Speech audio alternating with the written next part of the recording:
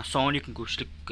Бүгінгі қозғайып тұрған тақырыбымыз КИП саласын енді бастап жүрген адамдарға түсініктеме. Бұл тұрба КИП, қазақша бүкпе құралы.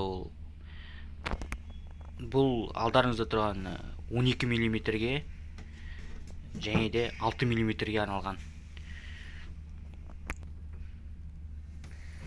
Енді сіздерге 12 мм тұрба 316 СС материалы.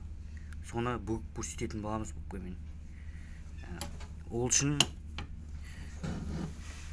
бүкпе аппаратын былай дайындаймыз. Содан кейін бұны негізі бұны белгілеу керек. Сосын оны былай келтіріп жеріне саламыз. Содан кейін бұл жерде ең бірінші ескере кететін жағдай бұл аппаратта. Осылай салдық қой барлығын. Бүгейтін жеріңізді белгілейсіз. Және де сол белгілеген жерді бұл жерде ескере кететін жағдай. Бұл сіздер үшін арнайы сыздық жаңа. Осы сызықты осы екі неге келтіру керек.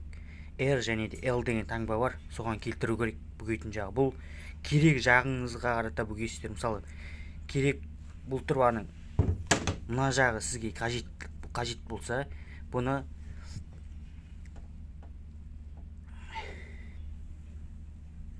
R-ға қоясыздар. Ал егер де бұл жағы керек болатын болса, онда L-ға қоясыздар. Сол жағындағы материал сізге қажет болатын болса, бүгу жағы, онда L-ға қоясыздар. Бұл оң және де сол деген сөз.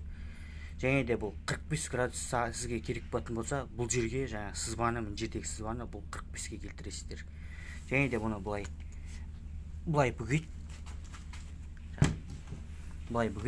Және де 0,90-ның қасына келгенде қоямыз.